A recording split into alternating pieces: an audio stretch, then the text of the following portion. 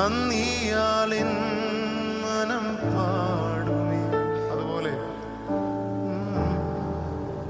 ക്രൂശിൽ എനിക്കായി തൂങ്ങിയോനെ, ലോകത്തിൻ പാപം ചുമന്നവനെ, നിത്യതയോളം നടത്തുന്നോനെ, നിത്യമാം സ്നേഹത്തെ നൽകിയോനെ.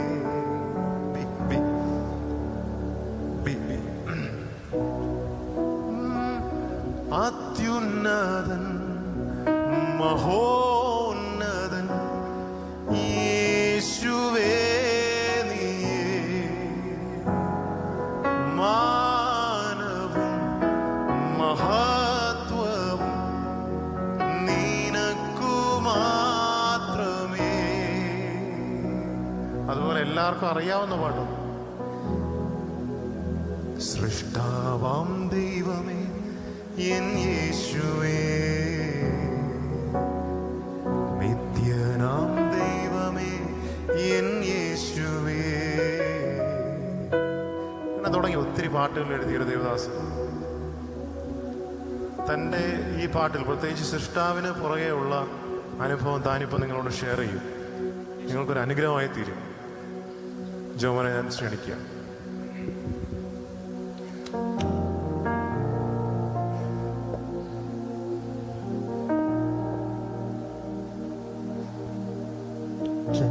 Hallelujah, hallelujah. എല്ലാവരും സന്തോഷമായിട്ടിരിക്കുന്നു. ആമേൻ. എനിക്കറിയാം നിങ്ങൾ പാട്ടിൽ ലയിച്ചിരിക്കുകയാണ്. എല്ലാവരുടെ മുഖം അത് കാണുമ്പോൾ അറിയാം. അതിനിടയ്ക്കാണ് ഇങ്ങനൊരു സാക്ഷ്യത്തിൻ്റെ സമയം ദൈവം പ്രിയ ഇമ്മാനുവൽ പറഞ്ഞു. ദൈവം അങ്ങനെ ഒരു അവസരം തന്നു. നമുക്ക് സമയം ഒട്ടുമില്ല, വേഗത്തിൽ പോവാം.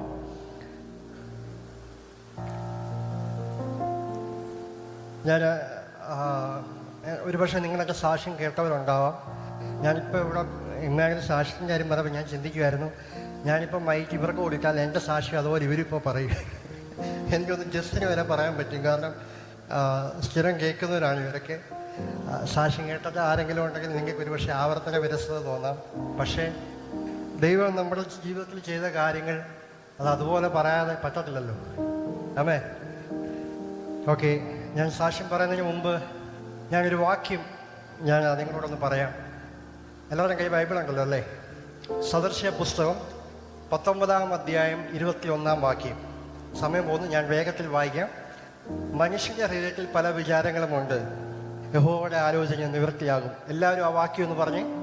മനുഷ്യൻ്റെ ഹൃദയത്തിൽ പല വിചാരങ്ങളുമുണ്ട്, എന്നാൽ യഹോവയുടെ ആലോചനയോ നിവൃത്തിയാകും.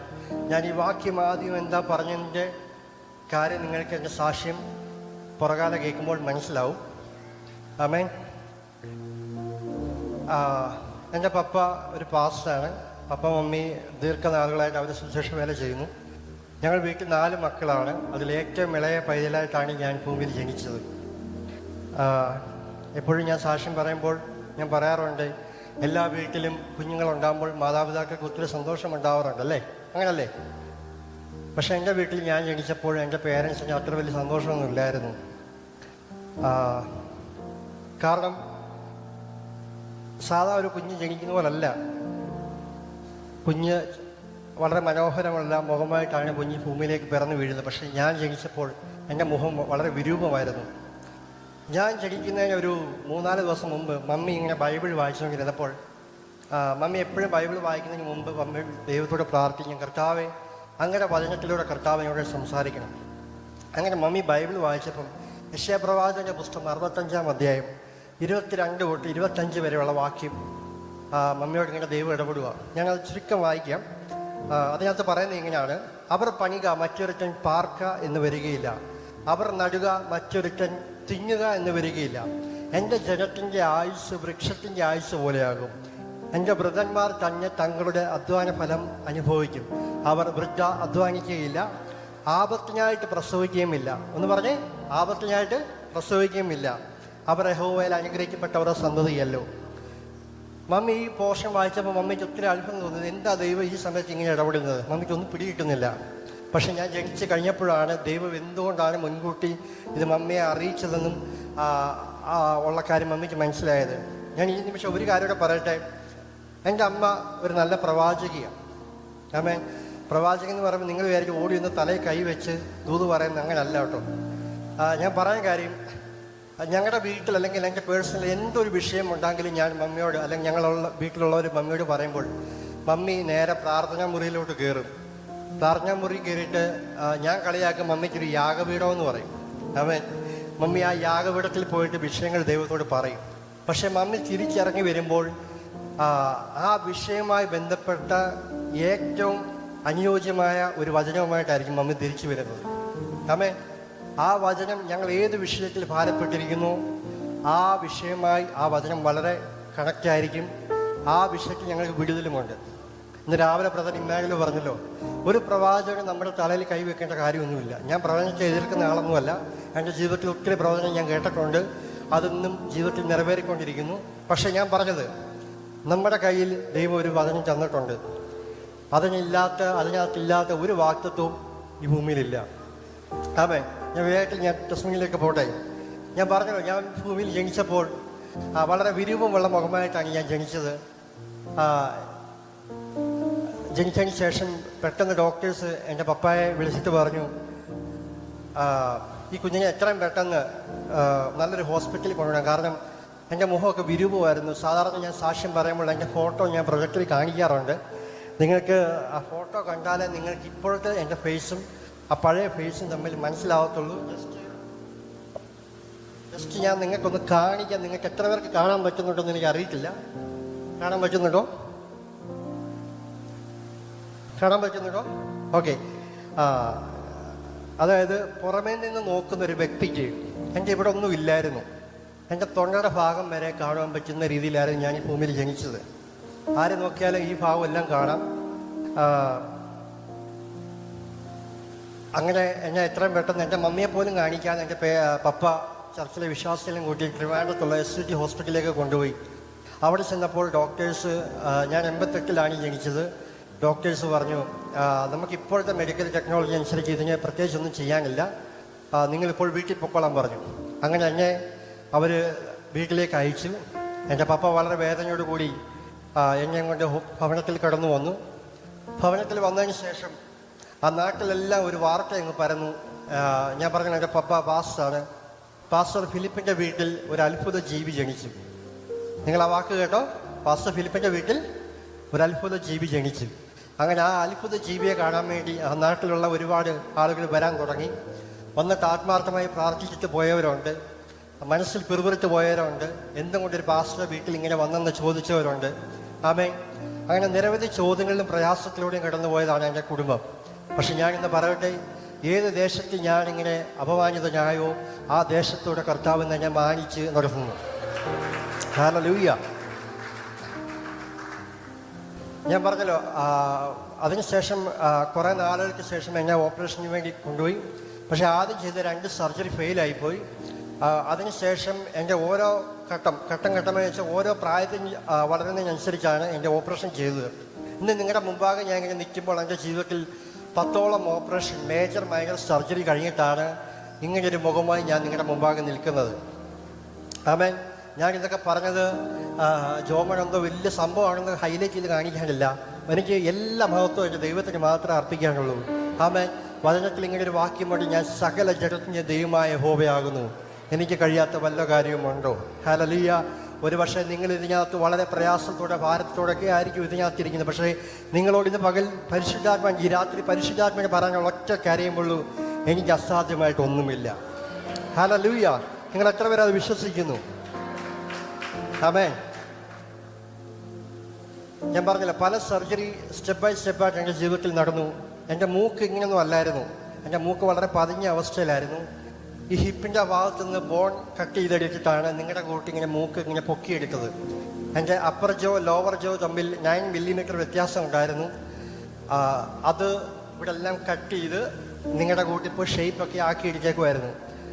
അതിൻ്റെ ഒരു ഫോട്ടോ ഉണ്ടായിരുന്നു. ഇപ്പം ആ എക്സ്റേ കാണിക്കുമ്പോൾ നിങ്ങൾക്ക് മനസ്സിലാവുമായിരുന്നു. ഇവിടെ എല്ലാം ഞട്ടും ബോൾട്ടും ഒക്കെ ഇട്ടാണ് ഞാൻ നിങ്ങളോട് കാര്യം പറയുന്നത്. ആ സമയത്തൊന്നും എനിക്ക് ഇവിടെ ഒന്നും സെൻസേഷൻ ഒന്നുമില്ല. കുറേ നാളുകളിലേക്ക് ഇവിടെ ഒന്നും തൊട്ടാൽ അറിയത്തില്ല. ആഹാരമൊക്കെ കഴിക്കുമ്പോൾ അറിയാതെ ചെറിയ കടിക്കുക, അന്നേരം ചോര വരുമ്പോഴാണ് ഞാൻ അറിയുന്നത്. ചിരിക്കാൻ പറ്റത്തില്ലായിരുന്നു, കാരണം ഇവിടുത്തെ മസിൽസ് എല്ലാം സ്റ്റിഫായിപ്പോയി. ചിരിക്കാനൊന്നും പറ്റാത്ത കുറേ സമയങ്ങൾ എനിക്കുണ്ടായിരുന്നു. ഞാൻ സാക്ഷ്യം പറയുമ്പോൾ ഞാൻ എപ്പോഴും പറയും, ദൈവം നിങ്ങൾക്ക് ചിരിക്കാൻ അല്ലെങ്കിൽ സന്തോഷിക്കാൻ അവസരം തരുമ്പോൾ നിങ്ങൾ സന്തോഷിക്കണം, ചിരിക്കണം. അടിച്ചിരിക്കുന്ന ആൾക്ക് കൈവിട്ടിട്ട് പറഞ്ഞേ, ദൈവം നിങ്ങൾക്ക് ചിരിക്കാൻ അല്ലെങ്കിൽ സന്തോഷിക്കാൻ അവസരം തരുമ്പോൾ നിങ്ങളത് ചെയ്യണം. അന്നും പറഞ്ഞ റോഡിൽ കൂടെ പോകുമ്പോഴല്ല എപ്പോഴും ചിരിച്ചുകൊണ്ട് പോകരുത്, അത് വേറെ വല്ല പ്രശ്നമായിട്ട് മാറും. ആമേ. എൻ്റെ സ്കൂളിലെ ലൈഫൊക്കെ ഒത്തിരി പ്രയാസത്തോടെ ഞാൻ കടന്നുപോയ സമയങ്ങളായിരുന്നു. ഞാൻ ഒരു പ്രായം വരെ സംസാരിക്കുന്നത് ആർക്കും മനസ്സിലാവത്തില്ലായിരുന്നു, ഞാൻ പറയുന്നത് വ്യക്തമാവത്തില്ല. ആമേൻ. ഞാൻ സ്ഥിരം സ്കൂളിൽ ചെല്ലുമ്പോൾ ഒരു സമയം വരെ ഞാൻ കേൾക്കുന്നൊരു പഴഞ്ചൊല്ലുണ്ട്, നാട്ടിലെ പഴഞ്ചൊല്ലാണ്, മൂക്കില്ല രാജ്യത്ത് മുറിമൂക്കൻ രാജാവ് വരുന്നു. കാരണം എൻ്റെ മൂക്കൊക്കെ ഇങ്ങനെ വളരെ പതിഞ്ഞിരിക്കുക. ക്ലാസ്സിൽ സാറന്മാർ ഈ ഹിസ്റ്ററി ക്ലാസ്സൊക്കെ എടുക്കുമ്പോൾ ചൈനക്കാരുടെ പേരൊക്കെ പറയുമ്പോൾ പിള്ളേരെല്ലാം എന്നെ തിരിഞ്ഞു നോക്കിയിട്ട് തന്നെ ചിരിക്കും. അത് വെച്ചാൽ ചൈനക്കാരുടെ പേര് നിങ്ങൾക്ക് അറിയാമല്ലോ. അപ്പം അങ്ങനെ കളിയാക്കലൊക്കെ ഒത്തിരി ഞാൻ കേട്ടിട്ടുണ്ട്. ആ സമയത്തൊക്കെ എനിക്ക് പ്രയാസവും നിരാശയൊക്കെ തോന്നിയിട്ടുണ്ട്. പക്ഷേ ഞാൻ അവിടെ നിന്ന് കരയിട്ടില്ല. ഇൻ്റർവൽ ടൈമിൽ ഞാൻ ഗ്രൗണ്ടിൽ ഞാൻ ഏതെങ്കിലും മൂലയ്ക്ക് പോയിട്ട് ഞാൻ ദൈവത്തോട് ചോദിക്കും, കർത്താവേ, ഈ ഭൂമിയിൽ എന്നെ എന്തിനാ എങ്ങനെ സൃഷ്ടിച്ചത്? ആമേൻ.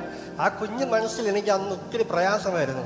ഞാൻ ദൈവത്തോട്, കർത്താവെ, ഈ കളിയാക്കലും പ്രയാസമൊക്കെ കേൾക്കാൻ വേണ്ടിയാണ് ഒരു പാസ്റ്റർ വീട്ടിൽ എന്നെ ഇങ്ങനെ ജനിപ്പിച്ചതെന്ന് ഞാൻ ദൈവത്തോട് ഒത്തിരി ചോദിച്ചിട്ടുണ്ട്. ജീവിതം വെറുത്ത ആളാണ്. ആമേൻ. എനിക്ക് എല്ലാ വർഷവും എനിക്കൊരു പേഴ്സണൽ ഡയറി ഉണ്ടായിരുന്നു. അതിനകത്ത് ഒക്ടോബർ 11 എൻ്റെ ഡേറ്റ് ഓഫ് ബർത്താണ്. ആ ഒക്ടോബർ 11 എൻ്റെ നെഗറ്റീവ് എല്ലാം ഞാൻ എഴുതി വെക്കും. എന്നെ ആർക്കും ഇഷ്ടമല്ല, എന്നെ കളിക്കാൻ ചില കൂട്ടുകാർ കൂട്ടത്തില്ല, ഞാൻ ഇങ്ങനെയൊക്കെ ആയതുകൊണ്ട്. പിന്നെ അങ്ങനെയുള്ള നെഗറ്റീവ്സ് ഫുള്ള് ഞാൻ ആ ഒക്ടോബർ 11 എന്ന് പറഞ്ഞ പേപ്പറിൽ എഴുതി വെച്ചിട്ട് ഞാനത് കീറിക്കളയുമായിരുന്നു. എനിക്ക് അത്രയ്ക്ക് വെറുപ്പായിരുന്നു എന്നോട്. പക്ഷേ ഓരോ ദിവസം കഴിയുന്തോറും, ഓരോ വർഷം കഴിയുന്തോറും കർത്താവിനെ പഠിപ്പിക്കാൻ തുടങ്ങി, നിന്നെ എന്തിനെ ഭൂമിയിലാക്കി വെച്ചേക്കുന്നത്. ആമേൻ. ഹല്ലേലൂയ. ഞാൻ പറയട്ടെ, ഞാൻ ഈ കടന്നുപോയ വേദനകളും ഈ പ്രയാസങ്ങളെല്ലാം എൻ്റെ ജീവിതത്തിൽ ഒരു അനുഗ്രഹമായിരുന്നു. ആമേൻ. കർത്താവ് എന്നെ അത് പഠിപ്പിച്ചു. അതുകൊണ്ടാണ് ഞാൻ നിങ്ങളുടെ മുമ്പാകെ ഈ സാക്ഷ്യം പറയുന്നത്. ഒരുപാട് സ്റ്റേജുകളിൽ ഈ സാക്ഷ്യം പറഞ്ഞു കഴിഞ്ഞ് ഒത്തിരി പേര് പറയുന്നത് കേട്ടിട്ടുണ്ട്, ജോമോനെ, നിന്റെ സാക്ഷ്യം അനുഗ്രഹമായിരുന്നു. ഞാൻ വിശ്വസിക്കുന്നു ഈ സാക്ഷ്യം നിങ്ങൾക്കൊരു അനുഗ്രഹമാണ്. അതോടൊപ്പം ഞാൻ പറയട്ടെ, ഈ ഭൂമിയിൽ നിങ്ങളെ ദൈവം സൃഷ്ടിച്ചത് വെറുതെ അല്ല. ഇവിടെ കുറേ യൗവനക്കാരുണ്ട്. നിങ്ങളോട് ഞാൻ പറയട്ടെ, നിങ്ങളെക്കുറിച്ചെല്ലാം ദൈവത്തിനൊരു ഉദ്ദേശമുണ്ട്. ആമേൻ. ഒരുപക്ഷെ നിങ്ങൾ ചിന്തിക്കും, എന്തുകൊണ്ടാണ് ഞാൻ ഈ വീട്ടിൽ ജനിച്ചത്, ഇന്ന മാതാപിതാക്കളുടെ മുമ്പിൽ ഞാൻ ജനിച്ചത്? ആമേൻ. എനിക്ക് മറ്റുള്ളവരെ പോലെ ഒരുപക്ഷെ ക്യാഷ് ഇല്ലല്ലോ, അല്ലെങ്കിൽ സൗകര്യങ്ങളില്ലല്ലോ എന്നൊക്കെ പറഞ്ഞ് നിങ്ങൾ പഴിക്കുന്നുണ്ടാകും. പക്ഷേ ഞാൻ പറയട്ടെ, ദൈവം ദൈവത്തിന് നിങ്ങളെപ്പറ്റി ഒരു ഉദ്ദേശമുണ്ട്. ഏത് വീട്ടിൽ നിങ്ങൾ ജനിച്ചോ അതുവരെ ദൈവത്തിന് ഉദ്ദേശമുണ്ട്. ഹല്ലേലൂയ. ആമേൻ. സ്തോത്രം. ഞാൻ വേഗത്തിൽ കടന്നു പോവാം. മറ്റൊരു അത്ഭുതം എൻ്റെ ജീവിതത്തിൽ ദൈവം ചെയ്തത്, നമ്മുടെ ഈ വോക്കൽ കോഡിൽ ഇവിടെ യുവിയുള എന്ന് പറയുന്ന ഒരു അവയവം ദൈവം സൃഷ്ടിച്ചിട്ടുണ്ട്. യുവിയുള, ആ അവയവം എന്ന് പറയുന്നത് നമ്മുടെ സൗണ്ടിനെ ഷേപ്പ് ചെയ്യുന്ന, ആമേൻ, നമ്മൾ സംസാരിക്കുമ്പോൾ ക്ലിയർ ആക്കുന്ന ഒരു അവയവമാണ്. ഞാൻ ഇന്ന് നിങ്ങളുടെ മുമ്പാകെ നിൽക്കുമ്പോൾ എനിക്ക് ആ അവയവമില്ല. ആ അവയവം ഇല്ലാതാണ് ഇത്രയും മനോഹരമായി ഞാൻ നിങ്ങളോട് സംസാരിക്കുകയും ആമേൻ പാടിയൊക്കെ ചെയ്യുന്നത്. ഹല്ലേലൂയ. സ്തോത്രം. അതുകൊണ്ട് എനിക്ക് ദൈവത്തോട് പറയാനും പാടാനും ഉള്ളത് ഒറ്റൊരു വാക്കേ അത്യുച്ചത്തിൽ പാടും ഞാൻ കർത്താവേ. പാടാമോ? അങ്ങെത്രയോ മഹോന്നതൻ, അത്യുച്ചത്തിൽ പാടും ഞാൻ കർത്താവേ. അങ്ങെത്രയോ മഹോന്നതം. ഒന്നുകൂടെ, അത്യുച്ചത്തിൽ പാടും ഞാൻ, അങ്ങെത്രയോ മഹോന്നതം, അത്യുച്ചത്തിൽ പാടും ഞാൻ കർത്താവേ. അങ്ങെത്രയോ മഹോന്നതൻ. ഹല്ലേലൂയ. അവൻ മഹോന്നതൻ, അവൻ വീരനാം ദൈവം, അത്ഭുത മന്ത്രി. ഹല്ലേലൂയ. എൻ്റെ സർജറിയൊക്കെ കഴിഞ്ഞിട്ട് ഒരുപക്ഷെ നിങ്ങൾ അടുത്ത് കണ്ടവർക്ക് മനസ്സിലാവും എൻ്റെ മുഖത്ത് ഇപ്പോൾ ഒരു ചെറിയ പാടേ ഉള്ളൂ, അല്ലേ? അപ്പോൾ എൻ്റെ മാതാപിതാക്കൾക്ക് ഒരു വിഷമം, ഭാവിയൊക്കെ മുമ്പോട്ട് പോവല്ലേ, അപ്പോൾ അവർക്കൊരു വിഷമം. ഈ പാടും കൂടെ അങ്ങ് മാറ്റാൻ വേണ്ടി അവരാഗ്രഹിച്ചു. അങ്ങനെ ഞാനും എൻ്റെ പപ്പയും കൂടെ എറണാകുളത്തുള്ള സ്പെഷ്യലിസ്റ്റ് ഹോസ്പിറ്റലിൽ പോയി ഡോക്ടർ ജയകുമാറിനെ കണ്ടു. അവിടെ ചെന്നപ്പോഴും ജയകുമാർ പറഞ്ഞു, കുറേ വർഷങ്ങൾക്ക് മുമ്പുള്ള കാര്യമാണ്, ജയകുമാർ ഡോക്ടർ പറഞ്ഞു, ജോമോനെ ഇതൊന്നും ഇപ്പോൾ ചെയ്യാൻ പറ്റത്തില്ല, കുറേ വർഷങ്ങൾക്ക് ശേഷം നമ്മുടെ നാട്ടിൽ ഇതൊക്കെ വരും. ഇപ്പോൾ നമ്മുടെ നാട്ടിലില്ല, വിദേശങ്ങളിലൊക്കെ ഇത് ട്രീറ്റ്മെൻറ്റ് ചെയ്യുന്നുണ്ട്. ഇപ്പം വേണേൽ ഒരു കാര്യം ചെയ്യാം, ഈ തലയുടെ ഈ പുറവശത്ത് നിന്ന് സ്കിൻ കട്ട് ചെയ്തിട്ട് ഹോർമോണൊക്കെ ഉള്ള ആ സ്കിൻ എടുത്തിട്ട് ഇവിടെ വെച്ച് നിനക്ക് മീശ വെച്ച് ആ മീശയൊക്കെ വെക്കുന്ന പോലെ വെച്ച് തരാം, അതാകുമ്പോൾ ആരും ഒന്നും ഈ പാട് അറിയത്തില്ലെന്ന് പറഞ്ഞു. നിങ്ങൾ പോയി ആലോചിച്ചിട്ട് വരാൻ പറഞ്ഞു. അങ്ങനെ വളരെ നിരാശനായി ഞാൻ വീട്ടിൽ വന്നു.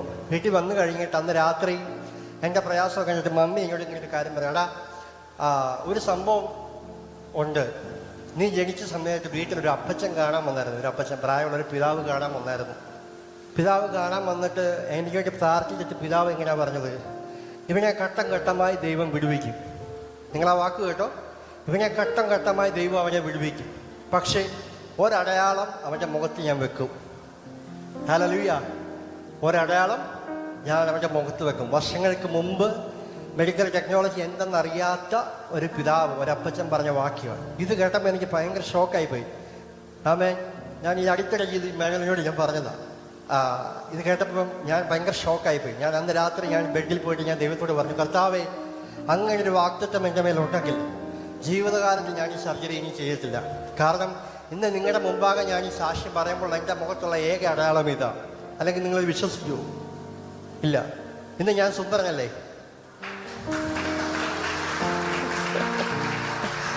നിങ്ങളുടെ അസുഖമില്ലാത്ത നല്ല കൈയിടിക്കാൻ സ്തോത്രം. നിങ്ങളെല്ലാം ഭയങ്കര മനോഹരമാണ് കേട്ടോ. അടിച്ചിരിക്കുന്ന ആൾക്ക് കൈയിടിച്ചിട്ട് പറ, നിങ്ങളെ കാണാൻ ഭയങ്കര സുന്ദരിയാന്ന് പറ. ദൈവം നിങ്ങളെ സൃഷ്ടിച്ചേക്കുന്ന അതിമനോഹരമായിട്ടാണ്. ഹല്ലേലൂയ, സ്തോത്രം. സങ്കീർത്തനം 139 അധ്യായം ഇങ്ങനെ പറയുന്നു, നീയല്ലോ എൻ്റെ അന്തരങ്ങളെ നിർമ്മിച്ചത്, എൻ്റെ അമ്മയുടെ ഉദരത്തിൽ നീ ഞാൻ മെടഞ്ഞു, ഭയങ്കരവും അതിശയകരമായി എന്നെ സൃഷ്ടിച്ചിരിക്കാൻ ഞാൻ നിനക്ക് സ്തോത്രം ചെയ്യുന്നു. ഹല്ലേലൂയ. ഞാൻ പിണ്ടാകാരമായിരുന്നപ്പോൾ നിന്റെ കണ്ണെന്നെ കണ്ടു, നിയമിക്കപ്പെട്ട നാളുകളിൽ ഞാൻ ഒന്നുമല്ലാതിരുന്നപ്പോൾ അവയെല്ലാം നിന്റെ പുസ്തകത്തിൽ എഴുതിയിരുന്നു. ദൈവമേ, നിന്റെ വിചാരങ്ങൾ എനിക്ക് എത്ര വലിയവാ, എത്ര ഘനമായവാ. ഞാൻ ആദ്യം പറഞ്ഞ വാക്ക് നിങ്ങൾ ഓർക്കുന്നുണ്ടോ? മനുഷ്യൻ്റെ ഹൃദയത്തിൽ പല വിചാരങ്ങളുമുണ്ട്, എന്നാൽ യഹോവയുടെ ആലോചനയോ നിവൃത്തിയാകും. ഞാൻ ജനിച്ചപ്പോൾ എൻ്റെ മാതാപിതാക്കളോ എൻ്റെ സഹോദരങ്ങളോ എന്നെ കണ്ട ഒരു വ്യക്തി പോലും വിചാരിച്ചതല്ല ഞാൻ ഇങ്ങനെ ആകുമെന്നോ, ഞാൻ പാടുമെന്നോ, പഠിക്കുമെന്നോ, ഞാൻ ഇങ്ങനെയൊക്കെ സംസാരിക്കുമെന്നോ ഒരു മനുഷ്യൻ പോലും വിചാരിച്ചതല്ല. പക്ഷെ ദൈവത്തിൻ്റെ പദ്ധതിയായിരുന്നു ഞാൻ സംസാരിക്കും, ഞാൻ പാടും എന്നുള്ളത് ദൈവത്തിൻ്റെ പദ്ധതിയായിരുന്നു. ജീസസ്, ഹല്ലേലൂയ, സ്തോത്രം. ഇതിൻ്റെ പകൽ മനുഷ്യൻ നിങ്ങളെ നോക്കി എന്തെങ്കിലുമൊക്കെ പറഞ്ഞിട്ടുണ്ടെങ്കിൽ, സമൂഹം നിങ്ങളെ നോക്കി എന്തെങ്കിലും നെഗറ്റീവൊക്കെ പറഞ്ഞിട്ടുണ്ടെങ്കിൽ അതൊക്കെ കളഞ്ഞോ, അതൊന്നും നിങ്ങളുടെ തലയിൽ കയറ്റി വെക്കേണ്ട. ദൈവം പറയുന്നു, നിങ്ങളെ എൻ്റെ കയ്യിലാണ് വഹിച്ചേക്കുന്നത്. ഹല്ലേലൂയ, സ്തോത്രം. കർത്താവിൻ്റെ കൈകളിലാണ് നിങ്ങൾ ഓരോരുത്തരായിരിക്കുന്നത്. അവന് നിങ്ങളെക്കുറിച്ച് വ്യക്തമായ പ്ലാൻ ഉണ്ട്, വ്യക്തമായ ഉദ്ദേശമുണ്ട്. ഹല്ലേലൂയ. ഇന്നെങ്കിലും ഇപ്പോൾ കുറേ പാട്ടുകളൊക്കെ പാടി. ഞാൻ ഒരിക്കലും ഒരു പാട്ട് എഴുതണമെന്നൊന്നും വിചാരിച്ച ആളല്ല, പക്ഷേ എൻ്റെ കർത്താവ് എനിക്ക് കുറേ പാട്ടുകൾ തന്നു. ഇന്ന് ലോകരാജ്യങ്ങൾ ആ പാട്ടെടുത്ത് പാടുന്നു. എനിക്ക് എൻ്റെ കുഞ്ഞു പ്രായം മുതൽ എനിക്ക് വലിയ ആഗ്രഹമായിരുന്നു കർത്താവിന് വേണ്ടി എന്തെങ്കിലുമൊക്കെ ചെയ്യണം. എനിക്ക് വലിയ ആഗ്രഹമായിരുന്നു. ഞാൻ പറഞ്ഞല്ലോ, ഒരു പ്രായം വരെ സംസാരിക്കുമ്പോൾ മനസ്സിലാവത്തില്ല. പക്ഷേ ഞാൻ എൻ്റെ ചർച്ചിൽ ഒരിക്കലും ഞാൻ പിന്നോട്ട് വലിഞ്ഞു ഇരിക്കില്ലായിരുന്നു. ഞാൻ ചർച്ചിൽ പാടാൻ വേണ്ടി ഞാൻ ടാലൻ്റ് ടെസ്റ്റ് ഒക്കെ വരുമ്പോൾ ഞാൻ പാടാൻ കയറും. പാടുമ്പോൾ ഒന്നും മനസ്സിലാവത്തൊന്നുമില്ല ആൾക്കാർക്ക്, പക്ഷെ ഞാൻ പാടും. ഞാൻ പിന്മാറി ഇരുന്നിട്ടില്ല. ഒരിക്കലും ഒരു മീറ്റിങ്ങിൽ ഞാൻ കീബോർഡ് വായിക്കാൻ വേണ്ടി ഒരു വ്യക്തിയുടെ കൂടെ പോയപ്പോൾ ആ വ്യക്തി ഫസ്റ്റ് വർഷിപ്പൊക്കെ കഴിഞ്ഞിട്ട് പുള്ളി അത്യാവശ്യമായിട്ട് വെളിയിലോട്ടൊന്ന് പോയി. ആ സമയത്ത് പെട്ടെന്ന് എനിക്കൊന്ന്, ഞാൻ 7 തൊട്ടിലും കൂടെ പഠിക്കുന്ന സമയത്താണ്, പെട്ടെന്ന് ഒരു ദൈവാസം പറഞ്ഞു, ഇപ്പോൾ ഒരു പാട്ട് പാടാം. ഞാൻ നോക്കിയപ്പോൾ ആ പുള്ളി കാണുന്നില്ല. ഞാനിത് എൻ്റെ ധൈര്യത്തിൽ ഞാൻ മൈക്കടിച്ച് പാടി. ഞാൻ പാടിയിട്ട് ആൾക്കാർക്കൊന്നും മനസ്സിലാവുന്നില്ല. തോടണം പെട്ടെന്ന് ആ പുള്ളി വന്നിട്ട് പറയും, മതി, നിന്റെ പാട്ട് നിർത്താൻ പറഞ്ഞു. എനിക്ക് ഭയങ്കര സങ്കടമായിപ്പോയി അന്ന്. പക്ഷേ ഇപ്പം എനിക്കതൊന്നും പ്രയാസമൊന്നുമില്ല. കാരണം എന്ത് മനോഹരമായിട്ടാണ് ഞാൻ സംസാരിക്കുന്നല്ലേ. എന്നെ നോക്കിയ ഡോക്ടർ പറഞ്ഞാ, നീ ഒരു അത്ഭുത കുഞ്ഞാന്ന് എന്നെ ഡോക്ടർ എന്നോട് നേരിട്ട് പറഞ്ഞതാണ്. കാരണം ഒരുപാട് കുഞ്ഞുങ്ങൾക്ക് ഇങ്ങനെ ഓപ്പറേഷൻ ചെയ്തിട്ട് ഇത്രയും വ്യക്തമായി സംസാരിക്കാനൊന്നും പറ്റുന്നില്ല. പക്ഷേ ദൈവം എന്നെ അതിശയകരമായി നിർമ്മിച്ചു. ഹല്ലേലൂയ. അതാ ഞാൻ പറഞ്ഞത്, ദൈവത്തിന് വേണ്ടി നമ്മൾ എന്ത് ബെസ്റ്റായിട്ട് ചെയ്യുന്നു നമ്മുടെ ജീവിതത്തിൽ ദൈവം ബെസ്റ്റായിട്ട് ചെയ്യും. ഹല്ലേലൂയ. ഞാൻ ജനിച്ചപ്പോൾ ആരും ഇങ്ങനെയൊന്നും വിചാരിച്ചതല്ല. പക്ഷേ ദൈവത്തിൻ്റെ കൃപ, ദൈവത്തിൻ്റെ ഫേവർ എന്നോട് കൂടെ ഉണ്ടായിരുന്നു. ഞാൻ കൃപയാൽ ഇന്നാൾ പറഞ്ഞ പോലെ ഞാനും PG MA കംപ്ലീറ്റ് ചെയ്തു. ഞങ്ങളെല്ലാവരും MA പറയുന്നത് അവൻ എൻജിനീയറിങ് കഴിഞ്ഞാണ്. എല്ലാവരും ദൈവം ഞങ്ങൾക്ക് നല്ലൊരു പൊസിഷൻ തന്നിട്ടുണ്ട്. പക്ഷെ ഞങ്ങൾക്ക് ഏറ്റവും ഞങ്ങളുടെ സന്തോഷം എന്ന് പറഞ്ഞാൽ ഞങ്ങൾക്ക് കർത്താവിനെ ഞങ്ങൾക്ക് സ്തുതിക്കുക എന്നുള്ളതാണ്. ആമേൻ. ഞങ്ങളാരും ഇപ്പം ഞാനായാലും ജെറമി ആയാലും അവൻ ഗിറ്റാർ പഠിച്ചിട്ടില്ല, പ്രൊഫഷണലി പഠിച്ചിട്ടില്ല, കീബോർഡ് പ്രൊഫഷണലി പഠിച്ചിട്ടില്ല, ഞാൻ പഠിച്ചിട്ടില്ല. പക്ഷേ കർത്താവ് ഞങ്ങൾക്ക് അങ്ങനെ ഒരു ടാലൻറ്റ് ഇൻബോണായി ദൈവം തന്നു. ഞങ്ങൾ ആ കഴിവിനെ ഹല്ലേലൂയ ദൈവത്തിന് വേണ്ടി സമർപ്പിച്ചപ്പോൾ ദൈവം ഞങ്ങളെ ബെസ്റ്റായിട്ട് നടത്താൻ തുടങ്ങി. ഇവിടെ ഇരിക്കുന്ന യൗവനക്കാരോട് ഞാൻ പറയട്ടെ, ഇന്ന് ഞാൻ കണ്ടു രാവിലെ നിങ്ങൾ ഇവിടെ വർഷിപ്പ് ലീഡ് ചെയ്യുന്ന കണ്ടു. നിങ്ങൾക്ക് ഇച്ചിരി പേടിയൊക്കെ ഉള്ള പോലെ തോന്നി അല്ലേ? പക്ഷെ നിങ്ങളോട് പറഞ്ഞു, നിങ്ങൾ പേടിച്ചൊന്നും മാറില്ലേ കേട്ടോ. ഞാനിതുപോലൊക്കെ ആയിരുന്നു. നിങ്ങൾക്ക് ഇത്രയും ഒന്നുമില്ലേ സാഹചര്യങ്ങൾ ദൈവം ഇപ്പോഴും തരുന്നുണ്ട്. നല്ല സൗണ്ട് സിസ്റ്റം എല്ലാം നിങ്ങൾക്ക് തരുന്നുണ്ട്. എൻ്റെ കുഞ്ഞു പ്രായത്തിൽ ഞാൻ പോയ ചർച്ചിൽ 2 അഹൂജയുടെ പെട്ടിയും 250 ഒരു ആംപ്ലിഫയറും. അത് ഹലോ എന്ന് പറഞ്ഞാൽ വേറെ വല്ലതും കേൾക്കുന്നത്. പിന്നെ ഒരു തമ്പാറും ഒരു സൈക്രമും. ഞാൻ വർഷങ്ങളോളം തമ്പാറും സൈക്രമും എനിക്ക് ചർച്ചയിൽ പൊട്ടിയിട്ടുണ്ട്.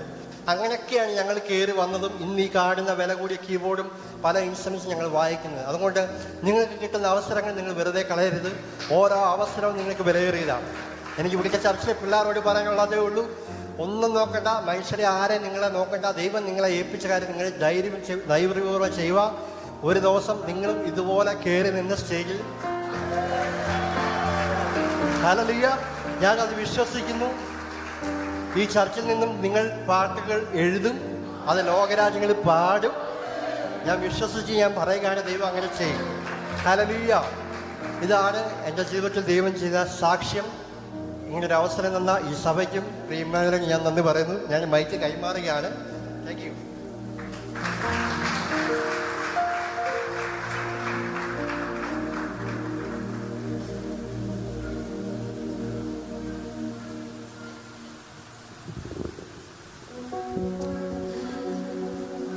ദൈവം ചെയ്യുന്ന അത്ഭുതങ്ങളെ ഓർത്ത് ദൈവത്തെ സ്തുതിക്കാം.